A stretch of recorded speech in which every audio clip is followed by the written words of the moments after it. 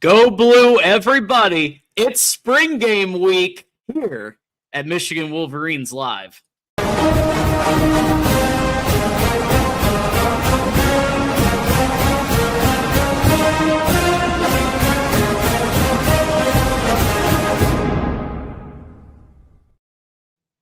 That's right, folks. It's Tuesday, April 15th, 2025, our 195th show. My name's John Diadamo, and I'm going to be taking you through the next hour and a half or so, coming to you live from YouTube, from Twitch, X. And if you're on your commute, you can check us out maybe on your way to work on Apple, Spotify, Amazon, and iHeart for wherever you get your podcasts. If you listen to us on audio, we sound great. Go ahead and leave a rating or review, and we would appreciate if it's a 5-star rating or review.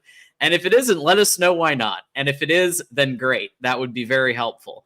Go ahead and hit the like button on your way in. It's free, costs you nothing. Subscribe and hit the bell to get notified when we're live, and share this YouTube link out with at least one friend.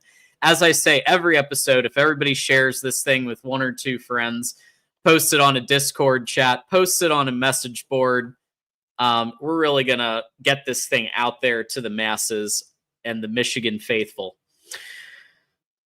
Send us a super chat if you want your comment or question read on screen. Every episode, I get people saying, hey, can you read my comment? Hey, can you read my question? I'm going to tell them exactly what I tell you at the start of the show. The way to get your comment on screen, to get your question on screen, go ahead and send a super chat, and that will ensure that it gets read. So that will be much appreciated. And here to give us the final update on the Win Agency Bracket Challenge and so on, and is here every Tuesday for the Michigan Wolverines live show. It's TJ. Happy spring game week, buddy. Hey, it's here, bro. It's here. We got what? 3 days until we get to Ann Arbor and have a good time. And we will let you guys all know the plans for that. We do have the plans. Looking forward to gonna have a good time with that, man. Yeah, it's gonna be wild. I'm really excited to meet everybody who's coming out. We've got a lot of Wolverine country coming out to this game. There's even a couple of covert Buckeyes. Yes, and there are NIL packages being prepared for potential portal pickups, or at least for one Queen Doreen, the other one. The other one we got to watch. Maureen, we're definitely trying to flip her. We'll see if we can make her a Michigan Wolverine. We'll do our best. I think we can have a good weekend though. For sure. And of course we do have the Win Agency Bracket Challenge winner, which we revealed last week, Christopher CG72. I hear he got his money. He got paid, man. He got paid. So congratulations to him. Enjoy it. Have a beer on us. And next year, we'll see if he can maintain his title. But hopefully we can do it again like we did this year. And but it was fun. It was fun. It got crazy towards the end. But, at the end of the day, the best man won. And that was CG. So shout out to you, man. Shout out to CG. Let's see if he shows up here. I don't see him yet, but I do see a lot of others. I see Moose here, Wolverine formerly in Ohio. We got Blue Wolverine. These are all YouTube members here. Question about, was there a show? So our last show was last Tuesday, I believe. That yeah. So so our last live show, Jason. So shout out to you, man. Thanks for reaching out. Our last live show was last Tuesday. I did not do a Thursday show because I've just been so personally just busy. I got a lot going on. Good stuff, good busy, good problems, but just really busy. So I wasn't able to do last week. We will have a call-in show this Thursday. And then next week, we'll just let it out now. We'll do another call-in show, but it'll be on a Wednesday before the draft, because the draft's the 24th. We'll do a call-in show Wednesday. So be on the lookout for that. And also, I guess I'll tease this. big news. I put a post out on social media that kind of maybe got taken the wrong way. I was essentially saying there's major news coming, and there is major news. This is major news, but it's for the call-in show. It's not regarding Michigan specifically, but for the call-in show, there's some big news, and we will announce that big news Saturday post game, spring game. So be on the lookout for that. That's when we'll announce that news. Very excited about it. And I'm honestly just excited. So just be on the lookout for that. If anyone took my post, I think I posted it Sunday the wrong way. It was simply about the call-in show, nothing more. But I guess that's my fault because I'm cryptic about things from time to time. So just be on the lookout for that. Big news coming for the call-in show. Absolutely. Very exciting stuff. Aaron's here. Keith is here. Keith is here from Ohio. So he's coming to us from Port Clinton, Ohio. He has a new job. So how about that? Oh, be safe. Be safe, Keith. Yeah. It's dangerous down there, man. Yeah. Be careful over there. Yeah. Of course, some lunatics down there, Keith. Of course, he is the charter member of our Connor Stalions espionage membership, and we do have that message from the man himself, the GOAT, Connor Stalions, to tell us all about it. What's up, guys? Connor Stalions here. Appreciate you for being a part of the highest tier, the Connor Stalions team. Appreciate you. Go Blue. We need you dialed in this year. We got to make another deep run into March, ideally into April this year. Go Blue. And also, we're going for 5 in a row against the Buckeyes in football. And let's get back in the playoffs and win this thing again. Go Blue. Keep being great. Let's get back to the playoffs, John. Let's go, man. That's the kind of pump up we need. Shout out to Mr. Connor Stalions. I'm trying one day we'll get him on the show. One day we'll get him on the show.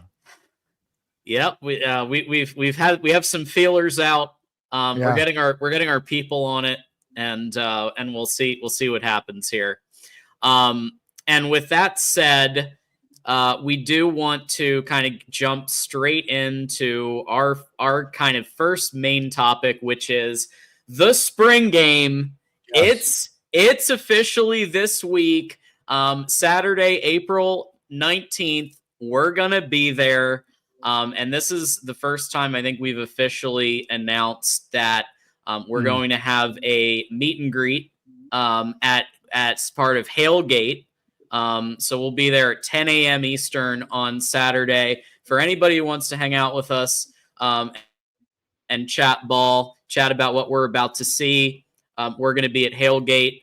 And I believe you mentioned there's the location of it is near the stadium. Yeah, so the location's not officially set yet. I will be getting that updated. Hopefully I'll be able to update you guys Thursday. I should be able to know by Thursday, but it's looking like it's going to be in the parking lot behind the stadium. We will update everybody on the socials, so be on the lookout for that. But wherever Hailgate is where we will be. So just be on the lookout for that. So we'll be there at 10 a.m. And the game's going to be starting at 12:05, John. I think that's what time it is. So, we'll head in there probably 11:30 or whatever, but get our seats. Who knows? We'll figure it out. But and just so you guys know, like the whole plan for the weekend is Friday night. We're going to go out Friday night. We'll put where we are on the socials. We may move around throughout the night. We'll update everybody. If you guys want to link up with us, that's cool. Have a beer with us, that's cool. And then, like we said, Saturday morning, we'll do Hailgate. And then we got to do post game after the spring game to let everybody know how the game went, how sweet Bryce Underwood looks, because it won't be televised. So we'll be there for you guys who cannot make it. And then after the post game, we're going to go out again and we'll let everybody know where we are. We'll update on the socials where we are. Twitter, if you guys want to follow me, TJ_Ronin. John D'Adamo also has a social. And then we will also be with Maze Madman, the Maniac. I see him in the chat. And Johnny Olden and Kinetic, they'll also be with us. So just be on the lookout on the socials. We'll update everybody throughout the weekend. So we'll have a good time. Johnny's in the chat too. Shout out to Johnny. What up, bro? Yeah, Johnny's here. There's a lot of people here. Excited to see everybody in Ann Arbor. Be there this weekend, all the way from Central PA. Oh, nice. Did you drive, or is this was this a road trip? If so, I've done it. I've done that exact road trip. I love road trips, John. I really do. They're a good time, man. Absolutely. Yeah, and we do have kind of the rules and like what to expect at the spring game. Now keep in mind, this is not the broadcast, because the broadcast isn't going to be for a week after the live game, for 26. many reasons. Portal, making sure people's film isn't acquired, and other reasons. But not, we will do our best to give you every play, or at least as much as we can. I'm going to try to write every play down on my notebook. I'm going to bring my notebook, and I'm going to literally be just scribbling I'm bringing a completely clean notebook, and I'm going to just be scribbling every play I can in there, for us to review as much as possible. So the gates open at 11 a.m. Eastern. I don't have that here, but the gates open 11 a.m. Eastern, and then kickoff is 12:05 p.m. Eastern. And what I love about this, TJ, is 4 15-minute quarters. Yeah. This isn't your quote unquote spring game, spring scrimmage. Let's just play flag football all day, like some schools that down south. The soft ones. The soft ones down south. No, this is real football. 4 15-minute quarters. There are going to be 2 challenges per half allowed. Kicks and punts are all going to need to be fair caught. A couple of things that I do think are interesting here. So the onside kick, they're not doing the onside kick. Yeah. So if you're in a situation where there could be an onside kick to retain possession, you're going to need to complete a 4th and 15, which is, I want to say it was at the XFL, or it was one of the spring football leagues that has the exact same rules, where you've got to convert like a 4th and 15 or 4th and 18 or 4th and 12, somewhere in there, instead of an onside kick. So they went with 4th and 15. But I love the fact that they're basically just playing a game of football. Like there are tweaks here and there, but like even compared to some other Michigan spring games where they shortened the last 2 quarters sometimes, and sometimes they just gave up on playing and they just did a scrimmage. I remember, I think it was like 18 or 19, where they just did like a partial game and then a scrimmage. Well, this looks to me like a full-on 4-quarter game of football here, TJ. Yeah, and they're going to be playing to win, man. You have obviously Bryce Underwood is going to be leading one side, and I know we'll get into that a little bit. You'll get Jaden Davis on the other side, but no, I mean, listen, there's stakes on the line, John. There's stakes on the line. There's a reason, they're playing to win, so it'll be a good game. Plus, Michigan typically has a good physical spring game every year. I mean, last year's game was real physical, so yeah, I mean, I anticipate this to be a pretty, and these guys are playing for positions here, man. There's a lot of battles right now at key positions and offensive line. Guys are trying to get that nickel spot, the safety spot. So wide receiver spots up for grabs for the most part, kind of slot position being the main one. But it's this. Listen, every year Michigan has a good spring game. It's just about, it amazes me seeing the other programs across the nation, the way that they do it. Some put more emphasis into it than others, but it'll be a good game.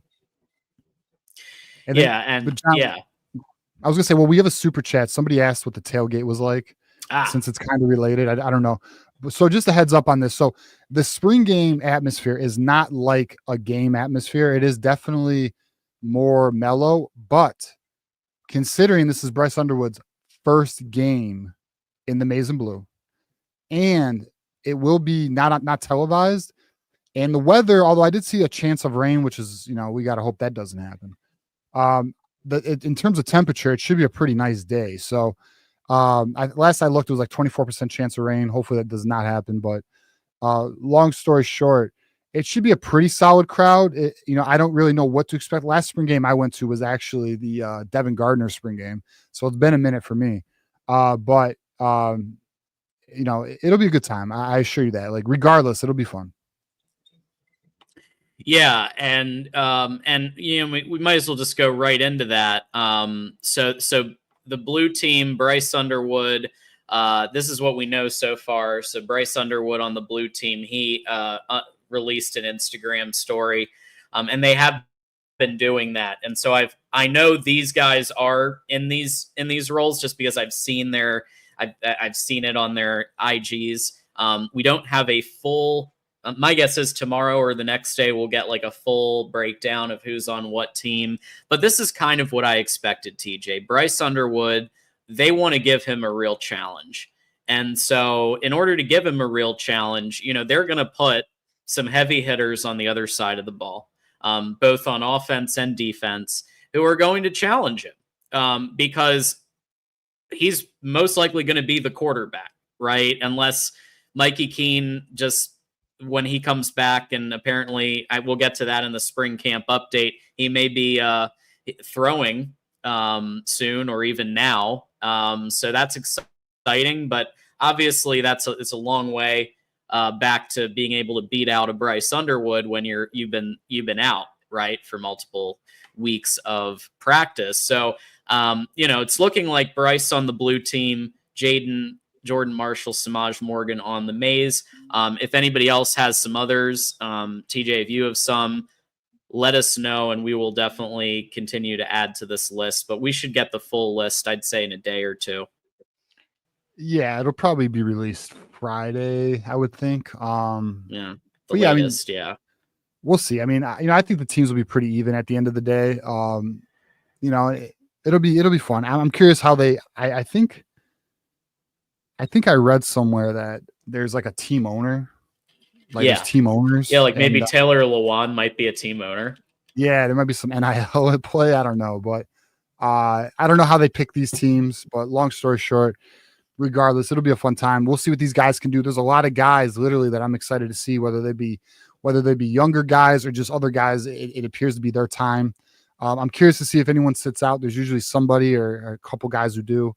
But I'll tell you, man, outside of the quarterback battle, the Jordan Marshall, Justice Haynes battle, and then with the recent news, which we'll get into with Ben Hall. Yeah. Jasper Parker's not in yet, but Micah Capana, let's see how he looks, right? Let's see how he's looking out there. He should get a lot of runs Saturday. We're excited about that. These wide receivers, there's some smoke with these wide receivers, which we'll get into in the spring update. But yeah, and in the defensive line, I mean, the things we're hearing about the defensive line, which we'll also get into the spring update, like the depth, so yeah, there's a lot to look forward to. Jason so this is great. So it looks like Fred Moore, Samaj, and Browder all on the maize, and McCauley's on the maize too. Well, then who is Bryce throwing to? I guess it's I guess there's a couple others that he'll be throwing to, but yeah, it seems like a lot of the heavy hitters. I guess Andrew Marsh, I haven't seen listed, so maybe Andrew Marsh will be on that blue team. You would think. I mean, I don't know. We have to see how accurate it is, but yeah, you would think Andrew Marsh, Anthony Simpson, yeah. But we'll see. I mean, yeah, West Quad, Best Quad says Marsh. Watch O'Leary have a breakout, like another breakout spring game. Wouldn't that be wild? Because he's with Underwood, that'd be hilarious. That would be. I mean, and you see it in the film, and we're gonna go over kind of the spring camp update here. But you see these wide receivers that really weren't getting a lot of weren't having a lot of success last year. Well, I saw Fred Moore catch one, and I saw Samaj Morgan catch one. And I'm seeing McCauley catch him and Browder catch him, and it's like Pokemon here. Got to catch them all. That's what it is.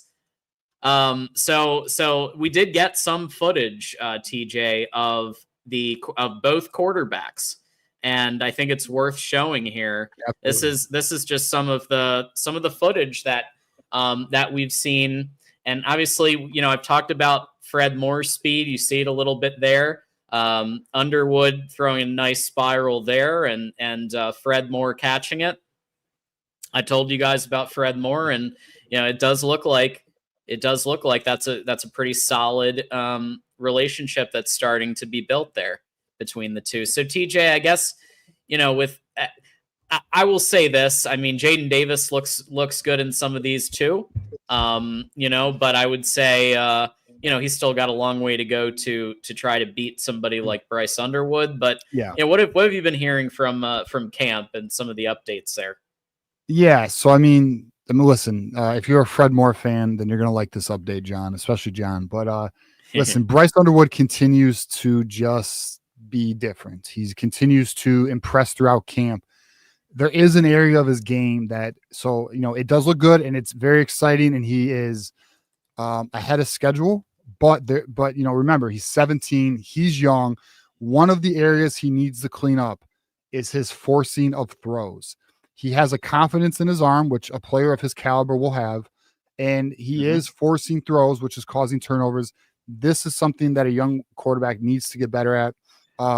Through time, through repetition, this should improve. And let's be honest too. He's put in a very rare position, being a true freshman. This kid should be a senior in high school, leading the number one offense for a major program against one of the best defenses in the nation. It's a tough task for anybody, but it's a great learning opportunity for him. The other stuff we're hearing is that Jaden Davis does look pretty good, guys. He is playing at a competitive level. Now we're not selling anything here. We know Bryce Underwood's the guy. Debate's over, but it's good to see that Jaden Davis is improving as a player himself. His throwing motion has improved, but there's still a lot of room for improvement on that. A lot of wind up there. It's not an ideal throwing motion, but it's serviceable, and that's what matters. So it's good to have that depth. It's going to be interesting to see these two guys in the spring game, looking how they perform.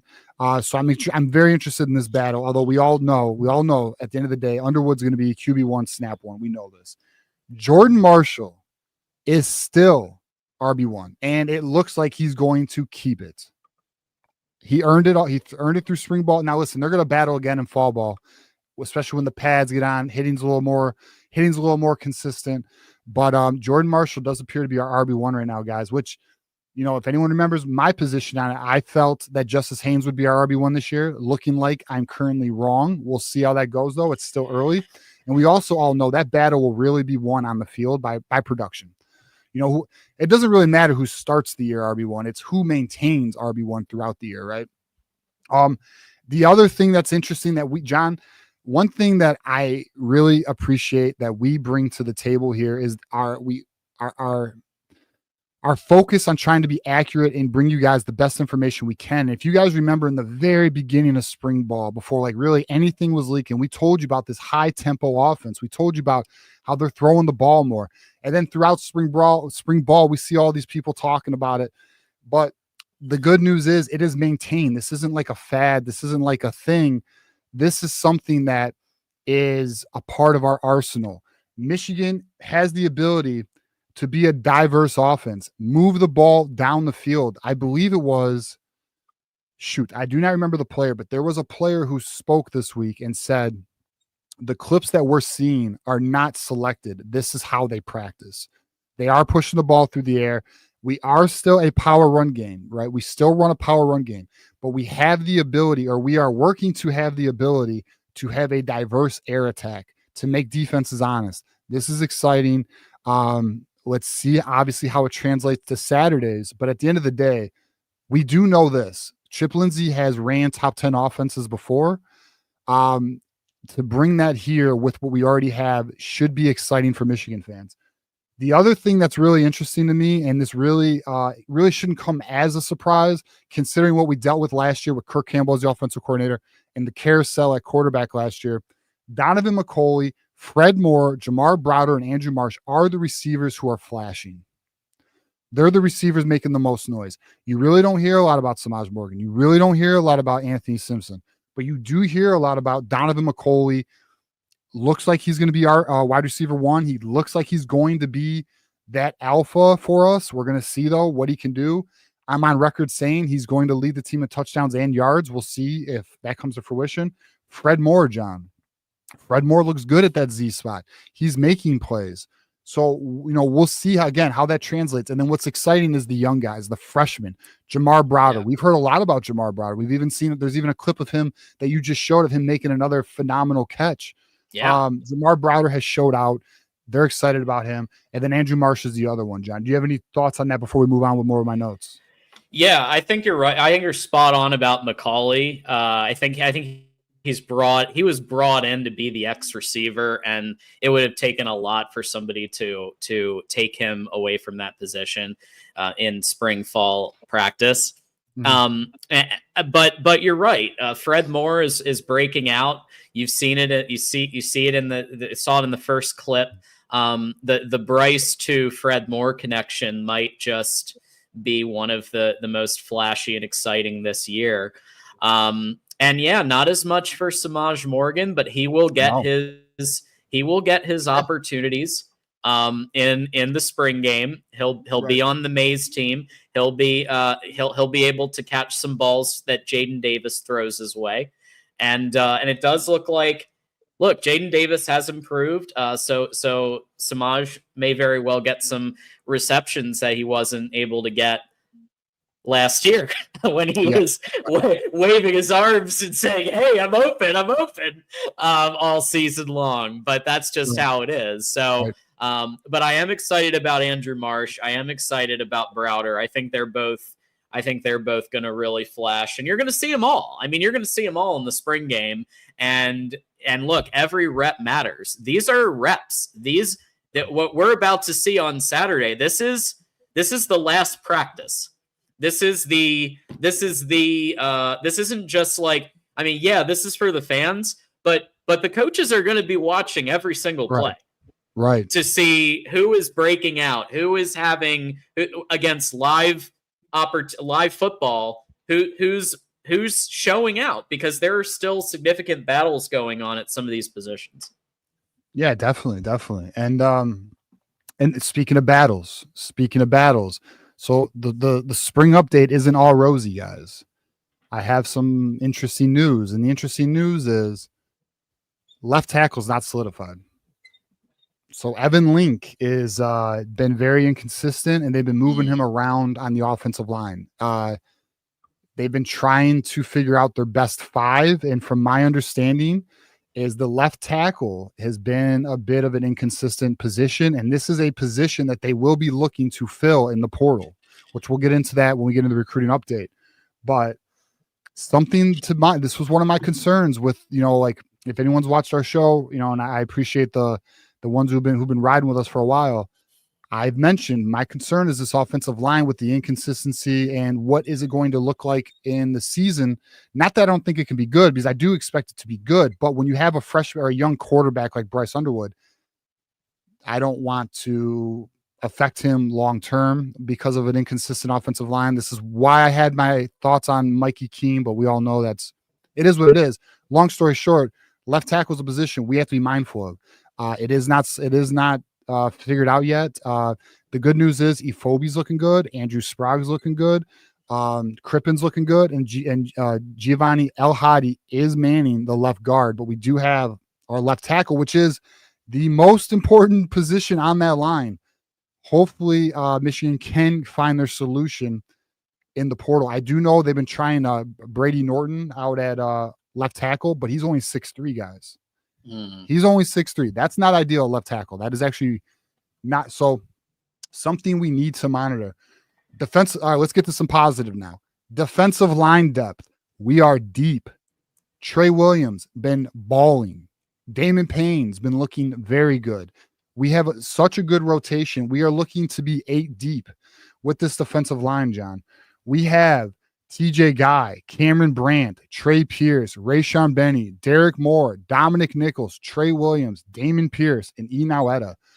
We're 8 deep, man. And it'll be interesting to see if anybody else can break through and be a part of this rotation. I mean, I did not mention Ike Awana. That's not a name we've heard too much about, but maybe he could be one. But long story short, defensive line looks to be another strength for this team. And speaking of defensive line being a strength, Derek Moore has been consistently in the backfield throughout practice. Now, you could argue maybe our offensive line's an issue if he's consistent, so it's one of those things where you are playing against yourself. What is the true story here? Is it that Derek Moore is balling? Is it that the offensive line has some concerns? I don't know. But what I do know is Derek Moore has been in the backfield a lot. He's been making plays. He's been flashing. Hopefully, what it means is on Saturdays in the fall, Derek Moore is dominating, and he's going to put together a nice 10-sack season. We can only hope. Michigan is expecting, this is interesting. People are going to love this. So this week, Brian Jean Marie was the coach that was interviewed, and he specifically said Cole Sullivan is going to be featured a lot this season. And I'm going to quote him. He says, what we've seen this spring, the page has really turned. He's turned into one of the guys we are going to be counting on and be a major contributor. He's had some practices where I would just say he's one of the better guys on the field. And we knew this. If you watch his highlight tape coming out of high school, he's different. He's just different. He's a heat-seeking missile. Big year for him. Our linebacking core with Ernest Hausman, Jay Sean Barham, Jimmy Rolder, and Cole Sullivan, deep, man. That's a nice 4-man rotation. Should make some noise. And Moose is going to love this one. Nathan Owasu Boateng has been, quote, very, very fast, very, very explosive and intelligent. He has exceeded expectations so far in camp as a true freshman. That's big time. He's the next one at the linebacker position. So shout out to Nathan Owasu Boateng. And then the other big news that's come out of camp is that Mason Curtis, Brandon Hillman are balling. They are looked to be taking that next step. As we know, Mason Curtis is a 6'5" DB, playing nickel, playing safety, very athletic.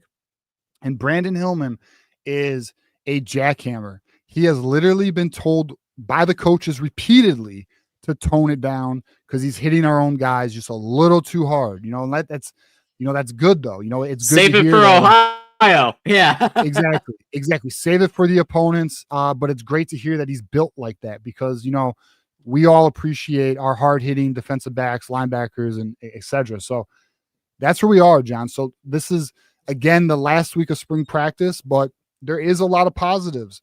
There are some areas of question marks, offensive line, slot position. And then another area, which we'll get into again for the recruiting for the portal, when we talk about the portal during the recruiting update, punter is a problem, guys. We have an inconsistent problem at punter. We'll get into that again, like I talked about later in the show, but punter, offensive line in terms of the left tackle position, the slot position seem to be the biggest question marks of this team. Everything else looks to be in good order, which is exciting. We should be in for a good year, boys. Yeah. Just to touch on the defense, and Derek Moore getting a lot of praise from Sharon Moore, getting praise from from quite a few sources, but Sharon Moore saying that he's been unbelievable, and I think that's huge. We were kind of speculating like we think he's going to take that next step. It sounds like he's headed straight there. But also you mentioned Trey Williams. I mean, Trey Williams, what a great pickup from Clemson he's been. Rayshawn Benny. So just some of the names that have been name dropped from the coaches on the defensive side of the ball. But is there opportunity at left tackle? Yes. And I'm sure that they're going to be playing multiple people. They're also going to be probably going into the portal to try to find somebody. And this is something that they do all the time is they raid the portal for linemen. So, I mean, that's something that's not new to Michigan, right? We do that a lot. But there are people in the building, right? And, is Sprague somebody who could maybe move to left tackle? Hey, Babalola. I've been saying, I know he's a true freshman, but I've been saying, watch out. That's what they got him for. It's what they got him for. They paid that money to get him, I mean, it's something we're going to have to monitor. I mean, I'm going to tell you right now, from what we're hearing out of camp, it wouldn't surprise me if by mid-season, maybe they move Sprague to left tackle and Babalola to right tackle, or maybe they just trust the freshman at left tackle. It's a big position, but it's just looking like we don't have that answer right now. Yeah, for sure. Unless Evan Link, I mean, look, there's still time. There's still there's still the whole summer. Evan Link could get it together. He really could. Yeah, and he's had moments of greatness. Young. Yeah. You know, he did have moments where, especially late in the season, where I thought, okay, he's gotten his shit together. Early in the season, he looked terrible, but he improved throughout the season, and hopefully that continues, because he's needed. He's needed at that role. I mean, it better continue. Yeah, he's needed. See, it's an important position, but yeah, for sure. Let's see how it plays out. Yeah, and I will say also, just on the, because a bunch of people are talking about the Marshall Haynes battle, and that's obviously, you know, look, Jordan Marshall, I said after the ReliaQuest Bowl, like, he's gonna contend for the starting running back, and you saw it in that game that he was able to put the game on his back. And yeah, Ben Hall had some reps, but at the end of the day, like, Jordan Marshall put that game on his back, and he won that game. I mean, let's be really honest. He and the defense won that game. You know, so I think that all of that is positive.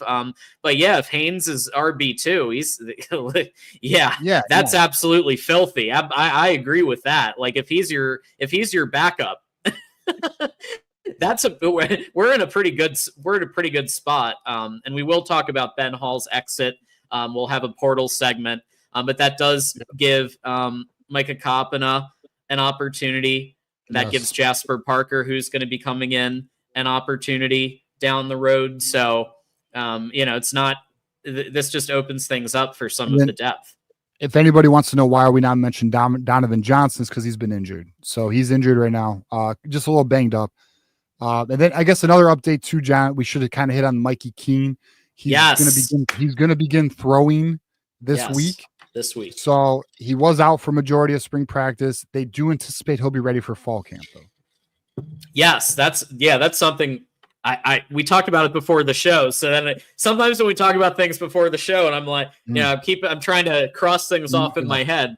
But yeah, no, Mikey Keene, we talked about it before the show. Mikey Keene is planning to be throwing this week.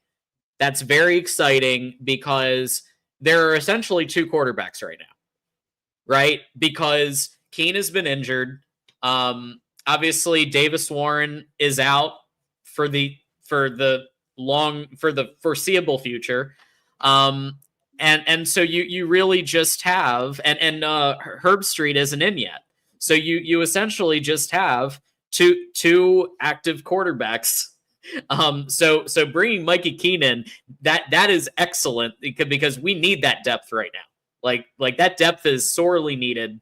And with Herb Street, then you've got 4 in there, right? And whenever Davis Warren comes back, which I don't know when that's going to be. So I'm just saying it's 4, you know, because he might be out for the year, right?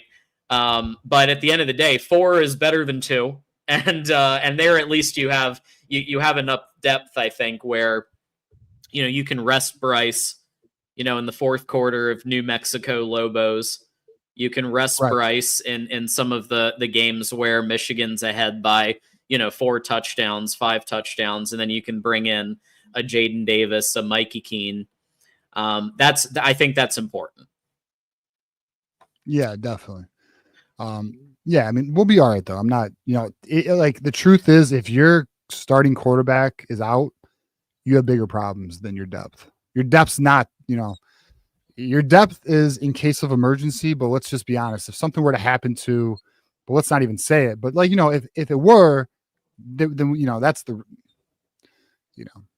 real problem. So I'm not really worried about quarterback 4 right now. Yeah, for sure. Yeah, so just a little bit. So Michael, there was a little.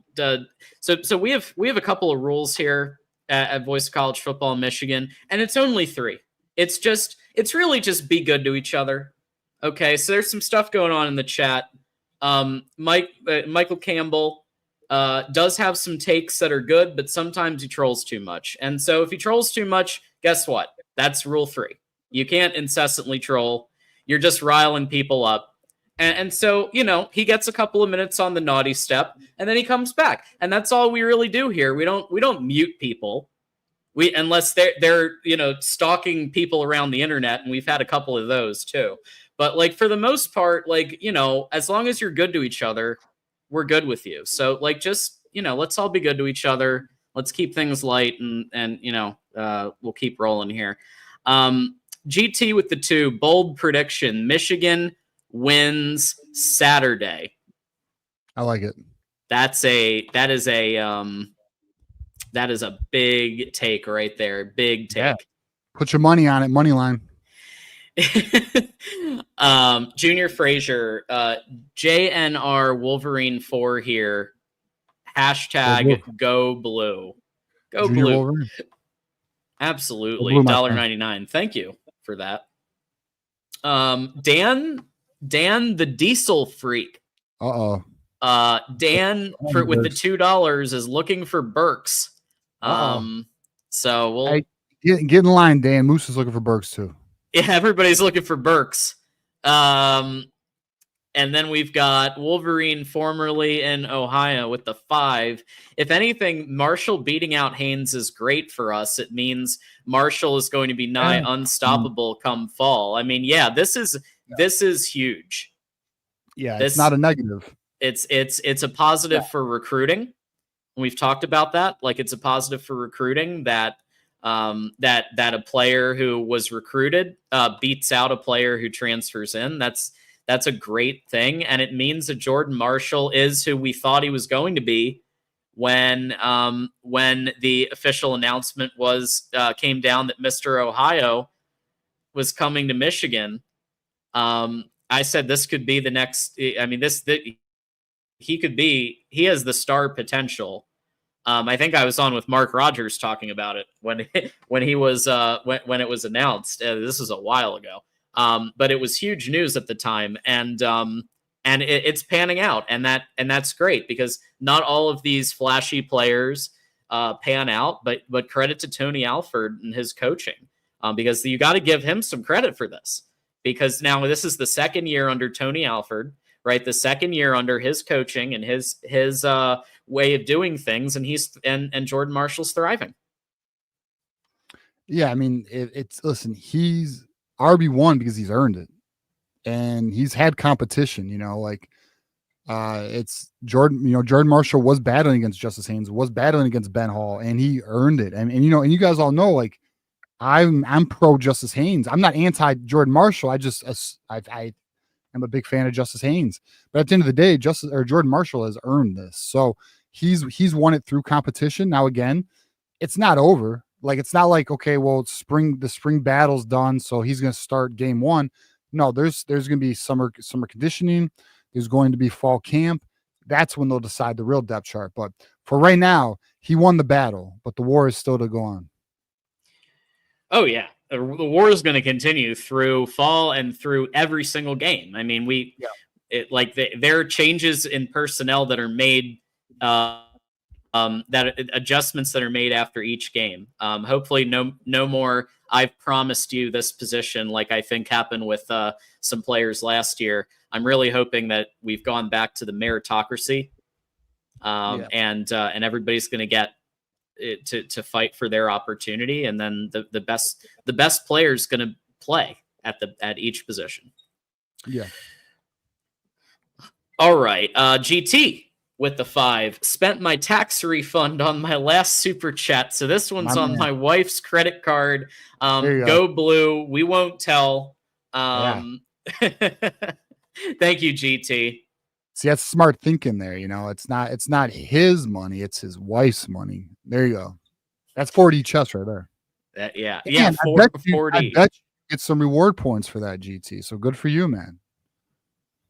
Maybe get some cash back, 2%. I don't know. Absolutely. Very true. And so speaking of benefits and speaking of partnerships, we want to talk to you. If you have a business, you have a product, you have a service, or you have a personal brand, and you want to learn how your product or service or business could be benefited by sponsorships on the Voice of College Football. Now, we have the Michigan channel. It's the most successful team channel, but we also have a bunch of other team channels. We have the main channel. You can sponsor any of them. We have openings for the next couple of months. So definitely hit us up at sponsorships@vocfb.com. Just like the Win Agency, and they've testified to how much they've enjoyed their sponsorships. Join the club. Hit up sponsorships@vocfb.com, and we will talk about how we can benefit you. And I'm just going to put that right here in the chat. That's the email to hit us up. Okay. With that said, a segment that everybody looks forward to, I think, every week, and that's the recruiting roundup, the recruiting update on what's going on, and obviously we've got some updates here. Yeah, I mean, so recruiting is very interesting. You know, we have some of the fan base who is getting a little uncomfortable with the lack of commitments, seeing teams like Ohio State, like Notre Dame, like USC, like Oregon really starting off hot right now. And Michigan is still in a position where it does not appear that too much is on the horizon. Now, there is a player here we will hit on where he is potentially on the horizon, but one of the things that has come to fruition is that Michigan's approach right now is because of revenue share, and it being, I believe it's either June 1 or July 1. I'm not sure on that. Going into effect, Michigan is not committing to dollar amounts to any of these kids until the revenue share is passed, which it will be. It will be. But Michigan's taking I will say a conservative approach into, like, you know, Michigan fashion. You know, that's what they do. There is a conservative approach going on right now in terms of guaranteeing dollar amounts to these kids this early in the stage.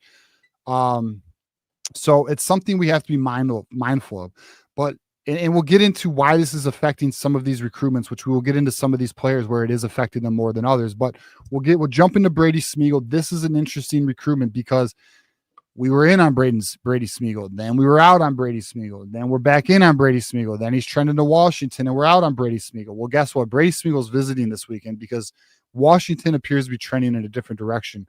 And it's not just that either. He was going to visit anyways, but it does appear that currently Washington's looking at some other quarterback prospects, and Michigan may be in a position to make a move here with Brady Smeagol. We do know that there is other quarterbacks like Ryder Lyons, which we'll get into, who are a bit higher on Michigan's board. But I do think Brady Smeagol is a player where if they do strike out on a Ryder Lyons, they will look at a Brady Smeagol. They're definitely looking at a Nathan Bernard, which we'll get into him too. But it's just an interesting development with the Brady Smeagol recruitment. We'll definitely stay on top of that. It's a player to know. It is a player that could potentially be in this class, but it's something we just need to be aware of. Ryder Lyons is the quarterback that Michigan is heavily pursuing. He just visited this past weekend. It went really well. It went very good all weekend. Michigan did a great job on the recruitment. Michigan has put themselves in a good position. The next step for the Ryder Lyons recruitment, and we got the highlight tape going on. If you are not familiar with Ryder Lyons, dual threat quarterback, has all the potential with his arms, his feet. The video is a bit choppy here, but regardless, you know, very good player. It straightened itself out, but good arm. He is what Michigan is considering the next quarterback after Underwood, because even though he is a 2026, he's truly a 2027 due to the fact that he will be on a mission with his church for that time being. And then he will come to Michigan 2027, which will give him 1 year under development under Bryce Underwood. And that is what Michigan wants to do. And it does kind of fit the timeline. And, Michigan's doing their best right now to get him because this is who they want. This is their priority for 2026. We'll see how that one goes. The next quarterback we're going to talk about, though, is Nathan Bernard. Okay. He's really come on lately. And the reason why we're bringing him up again, even though we talked about him last week, is because, and I told you guys last week, things are trending quickly here. So this is one of the players where a commitment could be on the horizon. And it could even be accelerated now because the school, and this is He is kind of holding out right now for Ohio State to give him an offer. Well, they're not. They're not. And Ryan Day just saw him over the weekend, or I'm sorry, just saw him recently. And Ohio State has not extended an offer to Nathan Bernard, who is based out of Ashland, Ohio. Okay. So he grew up an Ohio State fan. And because of the way this is currently transpiring, it looks like Michigan has a great opportunity here to secure this quarterback, to be in the class, to be your floor. He's your floor quarterback, right? You're gonna swing for Ryder Lyons. You're gonna go for Nathan Bernard, and that's kind of the approach right now. Michigan not only did he visit recently, Michigan also visited him today in person. Okay, so Michigan is trying to close here. They want him in the class. It is my opinion, this is an assumption, if Michigan feels that they can land him, then they can go with house money and go a lot more aggressive with the Ryder Lions, because they've already secured themselves for 2026. And then they can really swing even more aggressively for Ryder Lions. That's my opinion. It's how it looks to be shaken out. We'll kind of see how that one, transpires over the next week. He could be committed by the end of the week. It's like that. It could be any day, any week now. Savion Hyder, this is a big one. There were some fake accounts yesterday predicting him to Ohio State, right? That Some vile, crazy, disgusting cesspool in Columbus, as Mays says. Do not believe the hype. Okay, it was fake. This recruitment is still in Michigan's position. Michigan's still doing a great job here. We know Savion Hyder is taking a very low profile approach to his recruitment right now. He's also dealing with some things personally in terms of like family situations. But Michigan is going to be hosting Savion Hyder for an official visit. I believe it'll be June 13th through the 15th. That'll be the opportunity for Michigan to close here. And the reason why this recruitment is so critical is because Javion Osborne, as we know, Michigan has been in on pretty aggressively.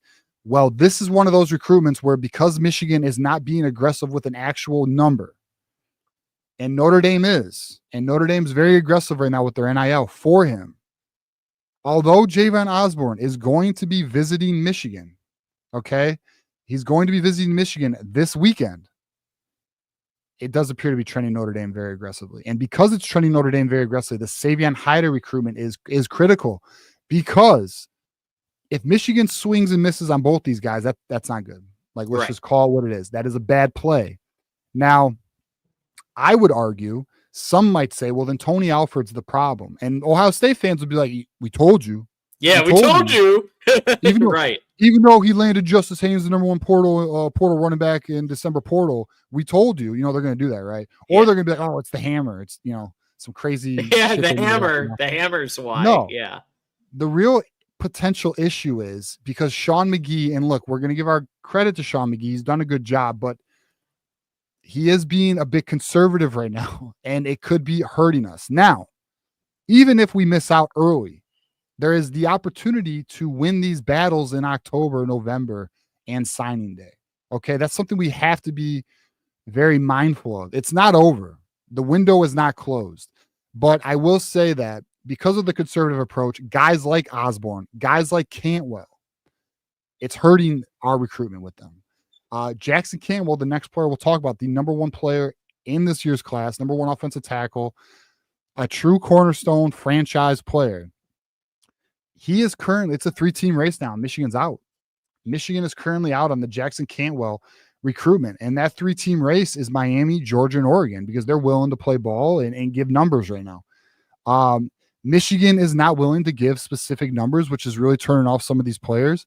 And it's because of they want to wait and see the revenue share thing pass and before they go in that direction. The situation here, much like some of these other players, is Michigan could decide to enter into these bidding wars later in the recruiting cycle. And that's just kind of where we are. And it is a bit unfortunate, and it is a bit frustrating. As a fan, although I understand the long game here, I am a bit frustrated that we're pouring on gas. We're all aggressive. Look at basketball portal. Look at us in December. Some of the money we spent. Look at how we closed the 2025 class last cycle. Aggressive. And here we go again. conservative, cautious approach, even though we have the NIL funding. But at the same time, I want to be mindful and be like, okay, but the reality is we have 8 months in front of us. Okay. And I think Michigan, that's their approach here. Is like, well, you know what? If we don't give them a figure right now, we can't have other schools out negotiate against us. They're not negotiating against us. We're not bidding against ourselves. And we know once closing time comes, well, then, and once these other schools deplete their fund, once these other schools spend their money and they only have so much more for the 26 class, well, Michigan has a damn reserve, a war chest of NIL funds, and they can just, Shamari Earls, Nate Marshall, Jamar Browder, Ty Haywood. I kind of feel like that is their game, but I just want to caution everybody. That is why we're swinging a little bit on some of these top guys right now, and they're currently trending elsewhere. But just because you lose the battle does not mean you lose the war. So just be mindful of this. I'm just trying to make sure our community, especially our community, in my opinion, is an educated community. You know, some of these other, and no disrespect, but they're just not up on it. They're not aware of the dynamics that we're seeing right now. The next player we'll talk about is Malachi Lee. This is a big one. This is Michigan's, I would say, the tackle underneath Jackson Campbell that they're trying to get. Michigan is currently visiting him today in person. They're looking to continue building the relationship. He just visited a few weeks ago.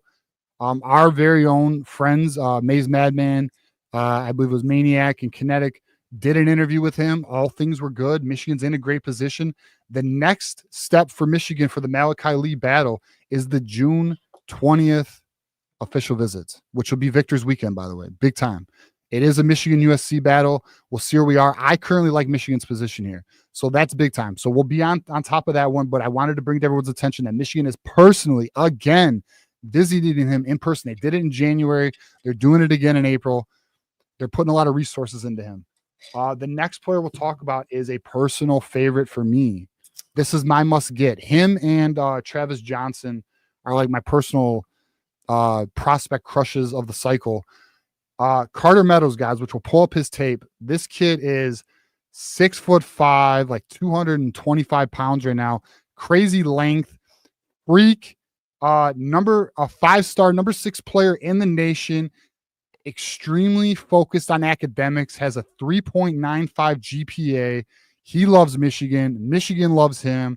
He recently visited Michigan, and Michigan has positioned themselves in a great position. There are some people in the insider circles who feel Michigan is leading here. Michigan's in a great, strong position with him, and he just declared recently that he is going to visit Michigan for, you guessed it, June 20th, Victor's weekend, where Michigan's going to pull out all the stops and try and close a bunch of guys and really build their class for the momentum of into the season, so then they can start closing in October, November, and December. So we need to be on the lookout. This player, I think we're in a great position for. And I'll be honest, if we don't get Carter Meadows, this is one that's going to hurt me.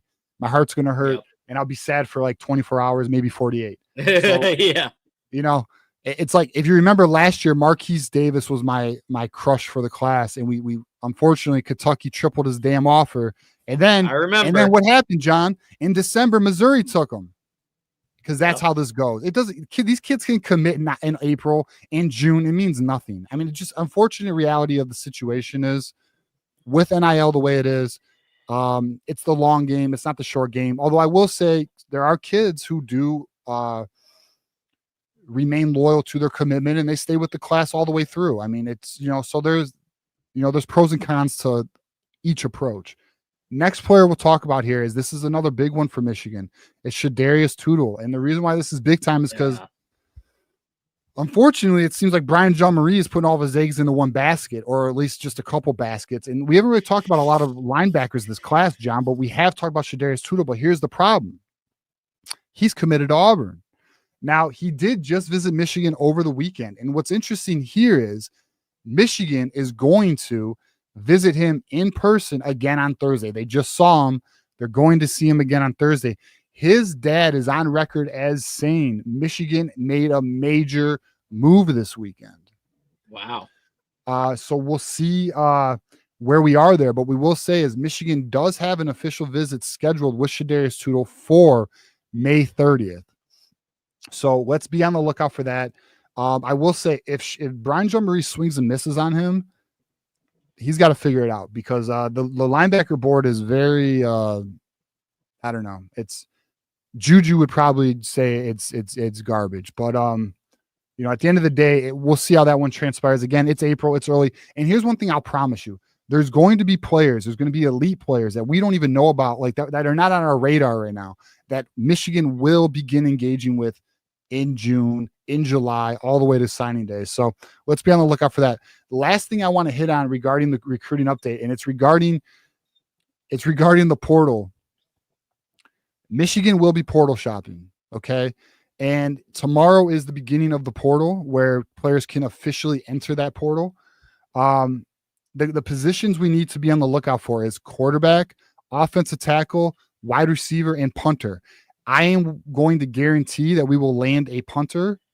I feel confident, extremely confident we will land a wide receiver. Be on the lookout for Skylar Bell, by the way. That's a name that keeps kind of going on in the back channels. And offensive tackle, Michigan is going to be looking for that left tackle solution. And I'm curious if maybe they land a right tackle and then they do what you proposed, John, Andrew Sprague, the left tackle. I'm curious if that's the move. We will see. But Michigan is definitely going to be targeting an offensive tackle.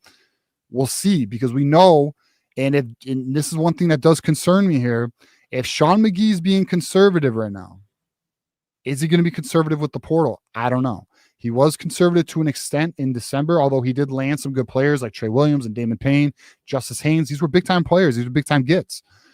I do anticipate Michigan adding some players here. Should only strengthen the roster. The other thing that's interesting, guys, is Michigan has to get to a roster count of 105. We were in like the 120s. We might be in the 1-teens now. We will be losing some players. So far, and we can now, if you want to transition into like who we've lost, John, but so far, it really nothing's really bit us yet. I mean, Ben Hall is really the only one where it's kind of like, well, that sucks. I would have liked to have kept him. But Jaden McBurrows, John, and you know, we'll get your thoughts on this, but I'll run it real quick.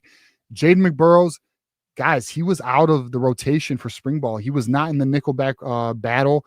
Amarion Walker, we all know, was just not making it happen. He didn't even have a number. Right. Carmelo English has entered the portal, but he was not on Michigan this year. He entered the portal last time. Remember, he's in the portal again though. But yeah, so that's where we are. And there's been some others, like Kumba entered the portal. I think there was a couple others who entered the portal, but nothing that's stung so far, John. Ben Hall is the one that kind of sucks. Yeah. One thing is that Carmelo English, who what used to be on our team, has now entered the portal again. Yes. So I do think that's at least notable. I don't know. I don't have an inside source on the terms that like if he left on good terms or what happened there, and if he wanted to be closer to home was his big thing. Okay. The distance was an issue. Got it. Yeah, but I'd say as far as the portal, the people that are portaling out so far, it's no one that shocks me. Ben Hall just had not been able to break out, and he has had since that one spring game where he really flashed. I mean, he hasn't really shown up in games, and he's had a couple of opportunities, but nothing that really flashed. And it just seems like Micah Kapana is going to be, which thrills me, given that he is a friend of the program and his dad is a friend of the program. So I was in I got a group chat that I'm in. That's an interesting group chat. And they were saying that Micah actually was securing that RB3 spot over Ben Hall. So that was kind of things they were hearing. So now I'm not at practice. I don't know. But if that was the case and that helped. Now, one thing that I did hear from somebody else was that Ben Hall's looking to be a primary back for another school. Mm-hmm. So obviously Michigan can't provide that for him. So it is what it is there. We'll see where Ben Hall lands. I think that will answer a lot of questions on that. If he does go to a MAC school or a group of 5 school, that would make a lot more sense because he may be top dog there. But at the end of the day, I mean, Michigan so far, we haven't taken any hits that are critical. Like last year we lost what was it, DJ Waller? That one sucked. Oh, Keon Saab. Like those sucked. Keon Saab. You know what sucked. I mean? Yeah, but like so far, nothing that's really stung, Yeah, especially because I mean, we really could have used him like a couple of weeks later. It was literally a matter of weeks where he would have gotten a starting position. Well, he lost again. Enjoy your out, Keon. Yep. So Ben Hall doesn't shock me. Jaden McBurrows really doesn't shock me because he any time we've reported the secondary battles, he just hasn't been emerging and he hasn't really broken out like some others have. Amarian Walker, like you said, he didn't even have a number. So so none of these are surprising. Amarian Walker didn't really do a lot last season at wide receiver. So none of these are shocking. And I'm curious to see who Michigan is going to be kind of going after. Now that obviously I'm hearing about Carmelo English, but they're like, I guess a good question to ask is going to be like, where would you, if you imagine that you're Sharon Moore, you've got the hat with the M on it, and you're out there and you're like, okay, here are my holes. Here are the things that I need to shore up. I mean, it sounds like left tackle is kind of a big one. Let's pull up the depth chart, John. Let's take a look at it. I'll pull up my depth chart I got here. And I'll show you where I have my concerns. I have a lot less concerns than I used to have, so I'll share this. So for those who are not familiar with my depth chart, the blue are our freshmen that came in. I have Jamar Browder second behind Donovan McCulley now. But my concerns are the wide receiver, Samaj Morgan, left tackle. And then I do have tight end only because we're just not hearing buzz out of the tight ends. And like, not at all. There's been like no buzz out of camp, which is something because we know we're airing the ball out.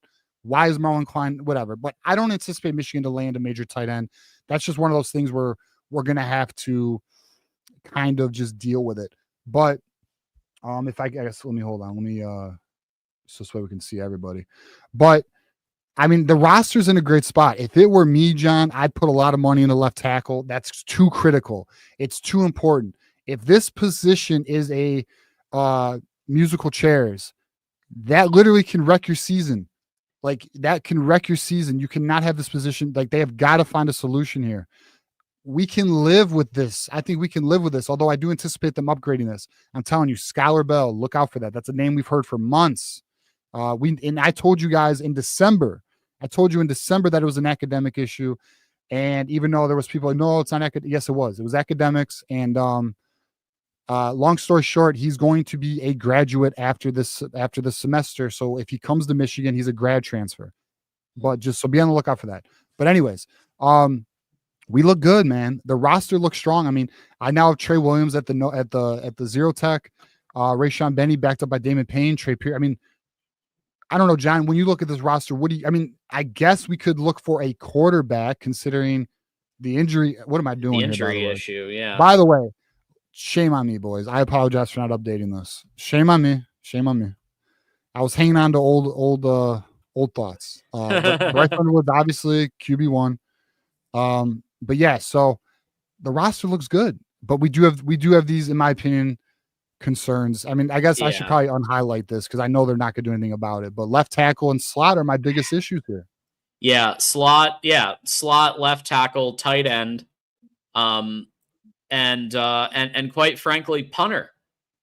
And punter, you're right. I think you absolutely have to go out and get a punter in the portal.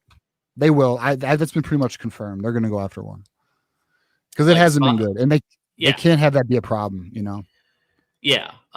Yeah. Otherwise, I think everything's shored up pretty well, but you never know who they might go after for depth on the line. In addition to left tackle, they might look at depth at other places. And I would, the other receiver slots too. I mean, the slot receiver is the big one for me that's a bit concerning. But I think they might also, in some cases, like what they have at wide receiver now with competent quarterback play. I mean, based on what I've seen in film and the reports that I've seen, I mean, McCauley, whether it's McCauley, Fred Moore, Andrew Marsh, I mean, Anthony Simpson will be, I think, a pretty good one. But Samaj Morgan, I mean, everybody seems to be pulling their weight. So if they add one or two more, in the portal, then I think they're at a good spot. Nick asked me a question. How pissed are you that Ron Bellamy is back? Well, I'll tell you what. I'm seeing some improvement in some areas here, and whether it's mechanics, whether it's literally just catching the ball, because I think that the wide receivers in the past were really good at blocking, and they were really good at physicality and at trying to start to get a little bit of separation. Where they fell a little short was route running and then actually like catching the ball, right? Step 2 and 3. And so with that said, I do see improvements in the little bit of video that we have seen. And I think part of that's Ron Bellamy. Part of that's Soup Campbell. Let's not forget, folks, Soup Campbell, who was a wide receivers coach for a long time, coached Braylon Edwards, legendary wide receivers coach, is right now assistant wide receivers coach, helping out in that room right now. And I think it's perfect. I think it's exactly what is needed in that position. So yeah, I mean, I was really bummed when they didn't make a change a few months ago. I thought it was the wrong move, but I'm seeing improvement now. I mean, listen, we have an offensive coordinator now. We have a quarterback now. Let's see. I mean, let's give it. Listen, we'll know. You'll know this year, and guess what? Guess who the replacement is for Ron Bellamy if it doesn't work out? Soup Campbell. I mean, he's going to be the one that they'll promote. So we're fine. I'm not even concerned about it anymore. Yeah. But yeah, I mean, look, our roster's in a good spot. We just have a couple holes here. So yeah, we'll see. I'm excited about it though. Yeah, same here. Yeah, and I am curious to see who they go after in the portal. But I think I'm look. They do have, what is it, 105 total spots now that they have to stick to. It's like 105. So there are going to be some drops because of that, and some moves that have to be made. So that's all part of it too. Any final thoughts on portal? We've got a bunch of super chats here. Thanks to our community. I'm sorry. Any thoughts on what, John? You broke up. Any final thoughts on the portal? Yeah, one last thought. So there apparently is an offensive lineman that Michigan's already in contact with, and it's mutual. So potentially that's the solution. I don't have the name though. I don't have the name on who that is, but there's apparently one that is going to enter the portal that there's mutual interest. So we'll see how it goes. Nice. All right, stay tuned. Doreen is here. 9 months of membership. Thank you, Doreen. That's right, folks. Even the Buckeyes. We have Buckeye members, Buckeye moderators. See y'all Saturday, Wolverine friends. Will be fun. I can't wait to meet Doreen. I can't wait to meet a bunch of you who have been loyal viewers for, in some cases, years on this show. Yeah, I mean, it's going to be a good time. I'm excited to put some faces to some names and also just to know people, get to know people and have some fun and just have a good time Saturday. Something I've been looking forward to literally since February we started planning this, or January. So yeah, we'll have a good time Saturday. GT with the 5 saying, my sources are telling me the Houston Texans have a 3-year tanking plan in place so they can get a championship quarterback in Bryce. 3-year tanking plan. That, you want to talk about 4D chess right there. Yeah, I mean, we all know CJ Stroud can't win the big game, right? So, I mean, it would make sense that they're already strategically planning for a true winning quarterback in Bryce Underwood. So, I get it. You heard it here first, though. Intel from GT. There it is. Want to thank Russell Harris for Thank you. becoming a Leaders and Best member. So we appreciate that. I believe this is a re-up as I know Russell's been a member before. So thank you for becoming a member again. Enjoy your emojis. And this is just a reminder that you can become a member just like Russell here for as low as $2.99, which is the Leaders and Best tier. And even at that tier, you get the emojis, and the badge, and you're giving back to what we're doing here. Yeah, definitely. Welcome back to the community, Russell. Thanks, Russell. Wolverine, formerly in Ohio. My brother just started watching the show. Go Blue! Nice. Well, welcome to your brother. If you want to tell us his first name, you can. If not, that's cool. It might be the next guy who says it's his first show. I don't know. It might be. Was it Peyton? Maybe. But if it's Peyton, then welcome Peyton. If it's but otherwise, Wolverine, formerly in Ohio's brother. Thank you for watching the show. No doubt. Peyton, this is his first show. Might be his brother. So this might be his brother. Or a coincidence. I don't know. Interesting. Yeah. So it is. Wolverine in Ohio has just confirmed it is Peyton. See? So Peyton, this is a tradition we have here. Mark started this tradition, and I like to do this. So I'm gonna say, welcome to the voice of college football, Peyton, and thank you for your $1.99 super chat. First show today. See y'all at the spring game Saturday. So Peyton's gonna be joining us at the spring game. Be on the lookout. Hey, link up with us. Let's have a good time Saturday. Also, hey, by the way, found out they will be selling beer, overpriced beer, but they will be selling beer during the game. So I may have to buy one or two. Will there be bells is my question. Do they sell bells, either Oberon or Two Hearted, or that would be, I don't know. Because I haven't seen, the last time I was there, they weren't selling alcohol still. So yeah, I don't know how it works. Oh, by the way, for anyone who doesn't know, it is cashless. They do not take cash at the stadium, so be on the lookout for that, or be aware of that at least. Not on the lookout, yeah. Be aware of that. Yeah, so get your cards ready. And then Courtney Harper with the $5. Y'all, my only true source for recruiting. Give me something good. 3 commits ain't doing it for me. Yeah. I'm a firm believer in recruiting and developing. Yeah. I mean, there's a lot of fans. I've had some people DM me. There's some concerns right now amongst the fan base because the class just isn't, But I'm like, let me just say, I'm not concerned. I'm not concerned with the way this class will end up. But I will say I understand the frustration brewing amongst the fan base because of the conservative nature Michigan has right now. They always kind of take a cautious approach when change is on the horizon, which the revenue share is that change. We do have NIL funds, guys. It's not that like we're not depleted in resources. It is very public now that Sean McGee just is not giving exact figures to these kids. And I actually had an individual, I won't name his name, but he DM'd me some pictures of a player who came on a visit at the airport. And he was telling me that him and his father did not have a good visit because of the NIL situation, not giving exact numbers and stuff like that. And he is a player. I'll just say this. He is a player we talked about on this show. So let's just say some players, it rubs them the wrong way when teams are not transparent with the NIL figures. And it's not that Michigan's trying to be deceptive. It's just that they're just not willing to commit to exact numbers just yet. So early in the process. Now there is a belief that that's going to change once the revenue share becomes official.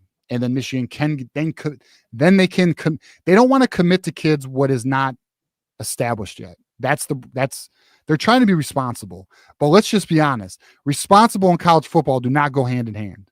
All right. We see how Amaliva, whatever kid, Nico. Yeah, You see how right. Mr. irresponsible $4 that- million over Yeah. leaving, So sitting out. Yeah. Michigan is attempting to be responsible here, but unfortunately, it just doesn't jive with college football these days. So we'll see. I'm not concerned. I think Michigan will be just okay. I mean, we'll be just fine. Yeah. So the counterpoint that I've heard to that is that, somebody who bails or goes another way because they didn't get an exact figure in April. Right. I already know you're going. You're right. Maybe that's not the type of team-oriented player you want. You want your program, right? And I understand that to a point. There are some players though you got to lock down, right? And obviously we saw that with Bryce Underwood. We saw the talent, locked him down. But when did he commit to Michigan? November. Right. Right. That's when other school so here's some LSU depleted so much of their resources they couldn't counter. Alabama depleted their resources for the class of 2025. They couldn't even counter on Ty Haywood. So I do think Michigan's playing that game. I think Michigan is trying to get teams to deplete their reserves, and then Michigan has the war chest, and they can just pluck who they want. It's kind of what we did last class, right? So there's that, and then there's also why outbid yourself, right? Know? Yeah, that's one thing we always talk about in business. Never negotiate against yourself. Right. So I mean, it's an interesting thing. I mean, we're in a position now where we have NIL, and now we have a full cycle. Last year, we didn't have a full cycle with all the resources we have now. Now we do have a full cycle with all the resources we have now. So it's interesting to see how they're playing. And then you have, and I've seen some people, I'm going to bring this up, and I know some people don't like this being brought up because they think it's potentially fear mongering. But I'm quite confident there. Actually, I know because we were hearing this in January, man. The Sean McGee situation. Mm-hmm. So could that be a problem? It could be.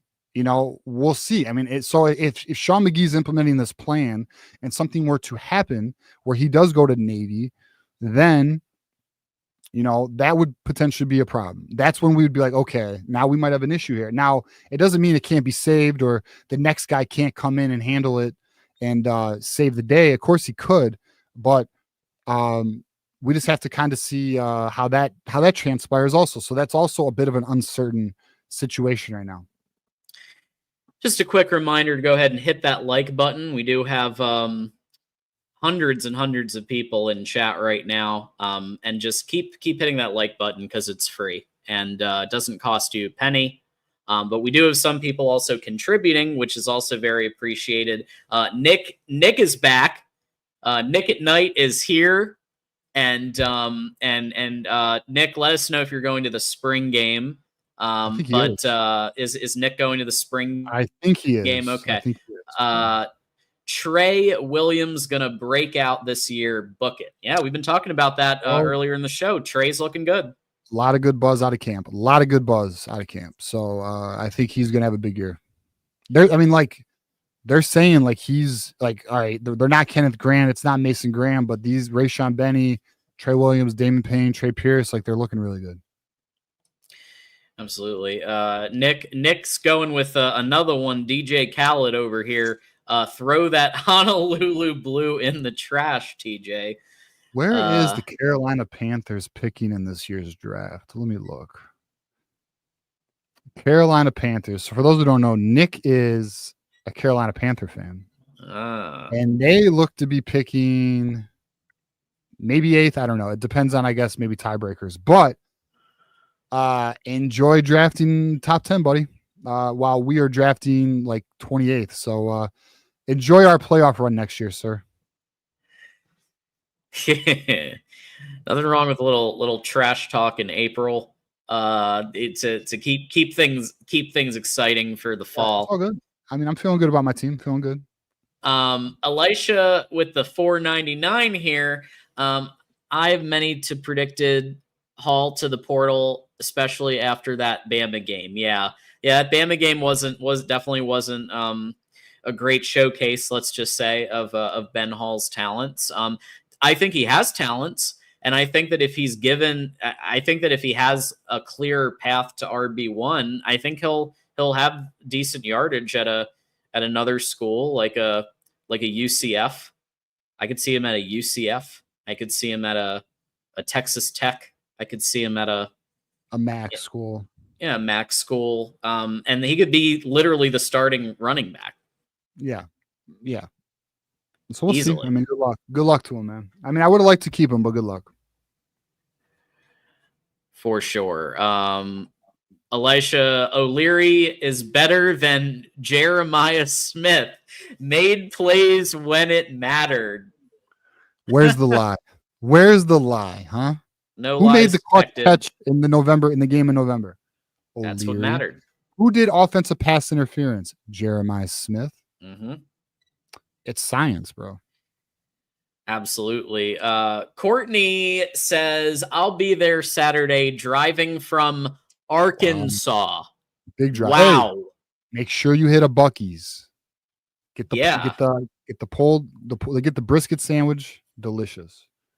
Yeah. I like any of the barbecue. I like there was a turkey. There's a turkey one. There's a pulled pork. There's the brisket one that's the famous one, but any of it's we should be sponsored by Buc-ee's. That'd be cool. But I just want to say, if any of you have not been to Buc-ee's or do not know what it is, it really is a good time. It's fun. I don't know. It's just like it's a cool ass store or gas station, and they got the best food. Like, it's amazing. So if you are on a road trip coming to the spring game, make sure you hit a Buc-ee's. For sure. Yeah, Buc-ee's is great. I'm a big fan, and I hope we get a Buc-ee's sponsorship someday. I hope they build one in Michigan, bro. I would just go to it. They're building one. They're building two in Virginia. They're building one in Ohio. Very exciting. Oh, Dayton, Ohio is getting one next year. How come Ohio's getting one? Michigan isn't? That is absurd, and ignorant and obnoxious. Paying players, John. They always pay the players, bro. Yeah, look up. Let's see what Third Base Investigations is doing to get that Buc-ee's at Ohio. I got blackmail on now, John. GT with the 5. My cash bounce last time I bought a hot dog there, talking about the Michigan concession stand, and it forced them to change their policy. My apologies, everyone. Straight from the source. GT's the cause for our cashless society. Damn it, GT. Elisha, if U of M hits the portal for a wide receiver, I hope it's a Z. That's interesting. I mean, Fred Moore, though. I mean, if it is a Z, he's got to be a difference maker, in my opinion. Has to be an impact player, maybe not difference maker, but impact player, because I do think Fred Moore has made a good spot for him. There's been some good buzz, but I think it's going to be a Y. It's not an X, because word is Donovan McCoy and Browder. I mean, I can't imagine it's an X unless it's something unique. I mean, I think if it's a Z, there's got to be a slot as well. Like I think if you're going for a Z, like the slot, in my opinion, is the big question mark right now. Like, yeah, I agree. Like Fred Moore, and then you've got Andrew Marsh backing up Fred Moore at the Z position. And I think they're good. And I will say this: we didn't talk about Channing Goodwin. Someone did ask about Channing Goodwin. So Channing Goodwin's a Z2, and there actually has been. They feel confident that he's going to turn into a contributor, not necessarily this year, but in the future. Yeah, and I've heard that too. Definitely a depth right now, but somebody. I mean, we looked at his film. Obviously, when he was recruited, he had some great moments in there. And I think I think he'll be a capable third string. And then he'll get his opportunities as well, and we'll see him in the spring game. Oh geez, Elisha with the 499 trivia. When was the last 40+ yard pass play? So I saw this earlier, and I was thinking, and the problem is I don't know, and that's a problem. Yeah. Probably 2023 national championship season would probably have. I mean, there had to have been one 40-yard pass play this year, right? Maybe not. I don't know. Let me look. Like one that was completed is a difference. You ever notice Elijah's always making us Google this shit? Like, yeah. we don't know. Like, he's always asking, like, oh, Loveland against Washington. I remember that. Okay. Yeah, Loveland's had. Yeah, if you're count, I wonder if Elisha's saying like pass play from a wide receiver. Because Probably. if you're going tight end, then Colston Loveland, yeah, I mean, I'm sure have multiple decent ones. It's probably wide receiver because Elijah loves our wide receivers. Yeah, but I think 2023. Wait a minute. Sure. No, but Colston Loveland's long this year was 36 yards, so it couldn't have been Loveland this year. Yeah. Was it like you talking about the national championship game? My guess was 2023. It may be in the playoff. John Christopher says the longest was 35. It was 36. Please have some respect. Yeah, so we didn't have one 40-yard play all year, so it had to have been. Let me look what last. I'm sure we did it last year. Yeah, check. I know we did last year. How sad. Yeah, it was a bad year for passing. And this. Roman Wilson, Cornelius Johnson, and Colston Loveland all had. Now I'm looking at game logs. Let's see. Yeah.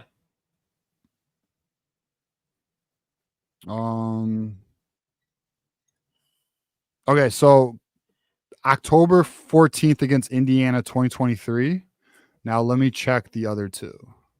Oh, yeah. So there was in the Natty, JJ had a pass to Colston Loveland for 41 yards. Why isn't that showing up then? I was on Colston Loveland. I didn't see that. Let me see. All right, well, I'm gonna go with then that's the one then. Oh, but they don't have the net. They don't have the playoffs in the stats. Okay, we'll go with that one then. Yeah. That's wild. Yeah, GT, you got it. You got it. I was like, wait, Washington this year? You mean when we lost? No, you're talking about the Natty. I just the wide receiver doesn't count. Oh God. All right. Well, I'm not figuring it out. You let us know. If anyone figures it out, let us know. That's sad though that we can't figure that out, Well, I think that's going to change this year. I mean, just based on what we're looking. Yeah. We're looking at this film. Yeah, I guarantee that's going to change. Macaulay better not catch a 50-yard bomb because Michigan will take away his scholarship. Hey, those days are over, Elijah. We are a dynamic, diverse offense. Yeah. Remember, spread and smash. Yeah. Spread and smash. So this is Chip Lindsey's offense now. Chip Lindsey's offense, and I can't wait to see like 3 6. Somebody made a comment about this, and I agree. Can you imagine like 3 6'5" wide receivers in like a trips formation? Well, how about four wide receivers wide? And they're doing that. They're running that in practice. They're running 4 wide in practice. So, nice to see a change. Now, I mean, obviously, we want to maintain our running identity, and we will. Like, that's not going anywhere. Like, we'll still do that. But we definitely have to get a little more balanced. Absolutely. So we do have a couple of pieces of content coming up later this week. So we will have our regular Thursday call-in show, but we are bringing back Michigan Postgame Live. And what I'm excited about there is that we're going to be doing 2 Postgame Lives. We're going to do a Postgame Live directly after the spring game and potentially with the Avengers as part of that too, like do a joint one. And then after the broadcast the following week, we will do another post-game live once everyone else gets to see the film. I'm going to do my best. We're going to do our best to get every play that we can down and so that we can report on it right after. But it's, you guys will all see it for yourself the following week. And so we're going to do a couple of post-game shows, which is exciting stuff, TJ. Yeah, so we have the call-in show Thursday. We'll have a good time leading up to the spring game, so that'll be fun. We can get you guys' thoughts on it. We'll see, let me know if you guys are going to be at the game. We'll try and link up. And then we got the post game, like John said. And not only are we doing one post game, but we're doing 2 post games. We are going to do the private VIP only post game for those who can attend the game. And for those who cannot attend the game, we are here to let you know what we're seeing. And then for the televised version of the game, we're going to do another post game because we want to talk about it with you guys, get your thoughts. Plus, it'll be good to see it again because I assure you we're going to miss some stuff watching it live. So I'm excited to watch it again with everybody, or, watch it again. And then we'll go live again and talk about it with everybody and do the damn thing. So be on the lookout for that. And again, this Saturday, major announcement for the call-in show. And I'm not kidding. It's big time. Big time. How about that? So stay tuned. Obviously, you'll have your call-in show Thursday as well. So two more shows for you this week. Usually we have 2. This week we're going to have 3. And then, of course, for those of you who are going to be at the spring game, we're going to be there. We're going to be partnering with Hailgate, and we'll be meeting everybody 10 a.m. On that Saturday, which may be the parking lot next to the stadium. We're gonna get official details, and once we get official details, I'll post that on not just on X but also on our YouTube channel. With all the details that we can find. Then we're also going to post when we're going out and we're going places. Might make a stop at Ashley's, might make a stop at the famous Brown Jug and get a cheeseburger.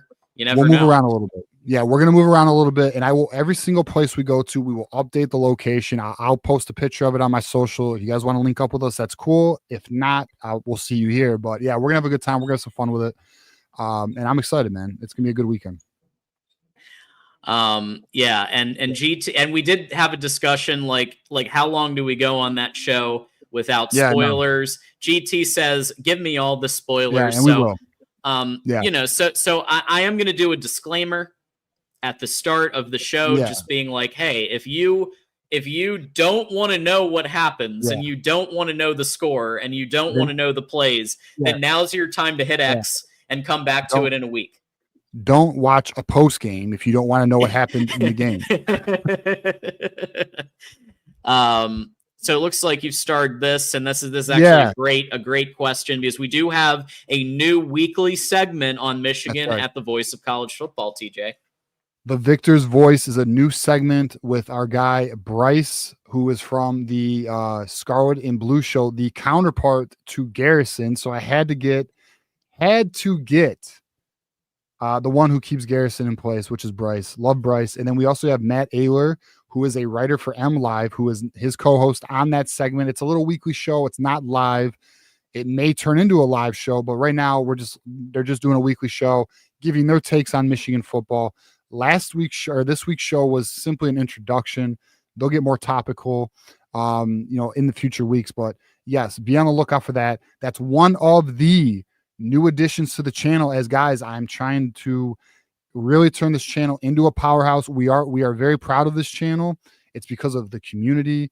It's because of you guys and all the things that we're doing here for the channel, John, myself, and then our new segment. And like I told you, there's more to come. Big news for the call-in show. Very excited for that. We are just looking. Look, I've said it before, and I if someone wants to debate me on it, go for it. But we have the #1 community for Michigan sports fans on YouTube. There's nobody who has a bigger community. Tell me, show me, point it to me. Nobody has. Now, there are websites. There are 247. There are On3. Yes. Yeah. Very strong, very good communities. But on YouTube, no.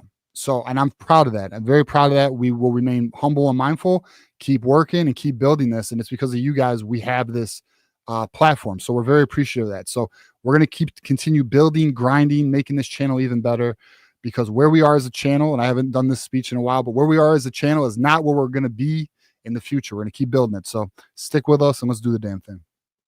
Yeah. Keep chopping that wood. That's what we're doing. And climbing the mountain. We can't really, we can say, we can't really say chop the wood. That was a Mel Tucker slogan. Well, he's gone now, so we can claim it back. How about that? There's certain things that are ruined forever, and but yeah. Mel Tugger ruined that one. Yeah. Climb the mountain. All right, that's we'll just keep climbing the mountain, John. That's ours. fine. Hopefully Ryan Day doesn't take that one. Yeah, third base Ryan Day stealing all the stuff, so you got to watch out for him. So if you want to know what we're doing, if you want to, if you're in Ann Arbor and you want to to know where things are happening at, you're gonna want to follow at John Diadamo, at TJ_Ronin. We're gonna do everything we can to let people know what we're doing. And obviously the 10 a.m. Eastern is the official meet and greet Saturday. Yeah. And also follow our guys, Maze Madman, Johnny Olden, Kinetic. They'll be updating as well. Maniac, although Maniac doesn't have I don't even think he's on social media. But yeah, just listen, we got you. We'll be updating all weekend. Looking forward to meeting everybody that comes. Pause. But everybody that visits this weekend. Fucking Juju's got me going right now, bro. Yeah. Oh my God. Yeah, and a lot of Mel Tucker jokes. I mean, they never get old. They never do. Yeah, there we go. Juju. Love it. Yeah. Oh man. All right, y'all.